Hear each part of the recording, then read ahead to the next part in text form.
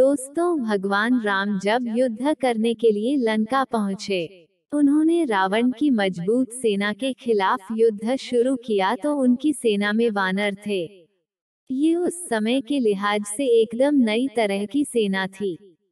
इससे पहले ये सेना कभी किसी युद्ध में नहीं गई थी। इसे राम ने दीक्षित किया था। रावण की सेना के खिलाफ वानर सेना बहादुरी से लड़ी। युद्ध में जीत के बाद ये लंबी चौड़ी सेना कहाँ चली गई, उसका कोई जिक्र क्यों नहीं मिलता। वाल्मीकि रामायण के अनुसार श्री राम रावण युद्ध में वानर सेना की महत्वपूर्ण भूमिका थी। सवाल यह है कि जब श्री राम ने युद्ध जीत लिया, वह इसके बाद अयोध्या आ गए तो वानर सेना का क्या हुआ?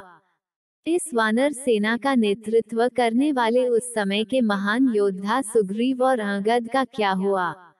रामायण के उत्तरकांड में उल्लेख है कि जब लंका से सुग्रीव लौटे तो उन्हें भगवान श्री राम ने किष्किंधा का राजा बनाया।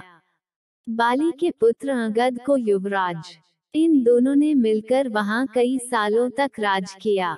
श्री राम रावण युद्ध में योगदान देने वाली वानर सेना सुग्रीव के साथ ही वर्षों तक रही, लेकिन इसके बाद उसने शायद की कोई बड़ी लड़ाई लड़ी। हालांकि इस वानर सेना में अहम पदों पर रहे सभी लोग किष्किंधा में अहम जिम्मेदारियों में जरूर रहे। वानर सेना में महत्वपूर्ण योगदान देने वाले नल नील कई वर्षों तक सुग्रीव के राज्य में मंत्री पद पर सुशोभित रहे तो युवराज अंगद और सुग्रीव ने मिलकर किष्किंधा के राज्य को और बढ़ाया। गौरतलब है कि किष्किंधा आज भी है। किष्किंधा कर्नाटक में तुंगभद्रा नदी के किनारे है। ये बेल्लारी जिले में आता है, जबकि विश्व प्रसिद्ध हम्पी के बिल्कुल बगल में है। इसके आसपास प्राकृतिक खूबसूरती बिखरी हुई है। किष्किंधा के आसपास आज भी ऐसे कई गुफाएं हैं और जगह हैं जहां राम और लक्ष्मण रुके थे। वहीं किष्किंधा में वो गुफाएं भी हैं जहां वानर साम्राज्य था। इन गुफाओं में अंदर रहने की खूब जगह है। किष्किंधा के ही आसपास काफी बड़े इलाके में घना वन फैला हुआ है, जिसे दंडक वन या दंडकारण्य वन कहा जाता है। यहाँ रहने वाली ट्राइब्स को वानर कहा जाता था, जिसका अर्थ होता है वन में रहने वाले लोग। रामायण में किष्किंधा के पास जिस ऋषिमुख पर्वत की बात कही गई है वह आज भी उसी नाम से तुंगभद्रा नदी के किनारे स्थित है। यहीं पर हनुमान जी के गुरु मतंग ऋषि का आश्रम था। जब ये पक्का हो गया कि सीता को रावण ने कैद करके लंका में रखा हुआ है तो आनंद फानन में श्री राम ने हनुमान और सुग्रीव की मदद से वानर सेना का गठन किया। लंका की ओर चल पड़े। तमिलनाडु की एक लंबी तटरेखा है जो लगभग 1000 किलोमीटर तक विस्तारित है। कोडिकराई समुद्र तट वेलांकनी के दक्षिण में स्थित है, जो पूर्व में बंगाल की खाड़ी और दक्षिण में पाल्क स्ट्रेट से घिरा हुआ है।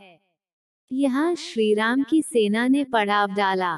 श्री राम ने अपनी सेना को कोडिकराई में इकट्ठा करके सलाह मंत्रणा की।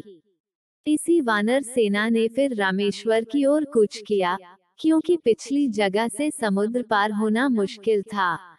श्री राम ने रामेश्वरम के आगे समुद्र में वह स्थान ढूंढ निकाला जहां से आसानी से श्रीलंका पहुंचा जा सकता हो।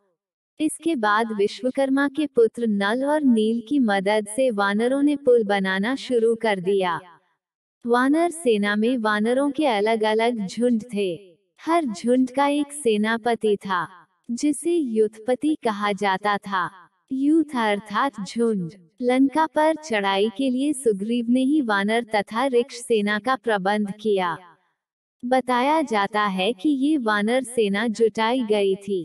ये संख्या में करीब 1 लाख के आसपास थी। ये सेना राम के कुशल प्रबंधन और संगठन का परिणाम थी।